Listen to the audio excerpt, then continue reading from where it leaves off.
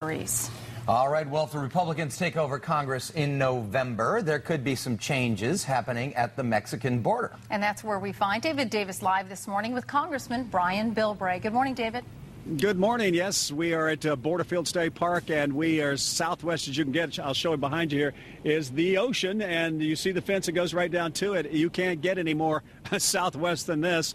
And we are talking border issues with Congressman Brian Bilbray, and we talked to him in the last hour about the lame duck issue between November and January and what that might mean to border issues. Let's talk about something else before we get back to that political process. Let's talk about the border itself and how many agents that we have along here and the National Guard that is being brought in with the Obama administration.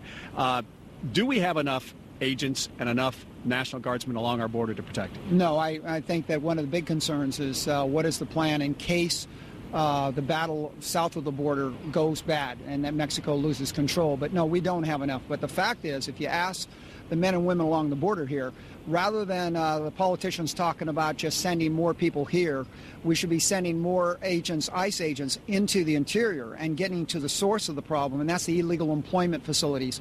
And that's where we really need to talk about getting it. Now, that's politically tough because you got to tell your friends who are hiring illegals that you're not going to be able to do that. It's politically easy to talk about, being tough at the border, but not enforcing in your own backyard is where the real problem is right now. And the agents will tell you that. Speaking of politically tough, if the Republicans, and this is a scenario that could happen if the Republicans take over Congress come November and then in January when they take office, there's going to be a lot expected out of them with border issues. Absolutely. And as chairman of the Immigration Caucus, I'm going to be leading off with a bill that is the most moderate immigration bill out there, and it's a bill that basically says that the federal government will stop subsidizing the employers of illegals with tax deductions. And all the bill says is that before you can claim as a business deduction the cost of hiring somebody, you must e-verify that that person is legally in the country. And this is one issue where I think on immigration that Democrats and Republicans and independents can all come together as Americans and say, look,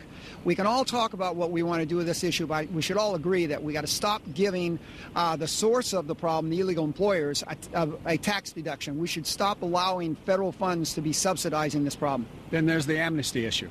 Well, the amnesty issue is sort of like a no-starter. You can't stop people from breaking a law. If you're going to announce to the world you're going to reward it. And I wish the people that talk amnesty would spend some time south of the border like I have.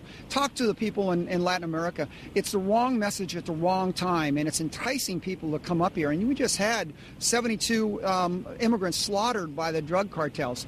And the people talking about amnesty and those hiring illegals are part and parcel accessories to those crimes. Congressman Bilbray, thank you for joining us this morning. We appreciate Thank you very much. All right. Well, we are, as I said, down at Borderfield State Park and talking issues with Congressman Bilbray.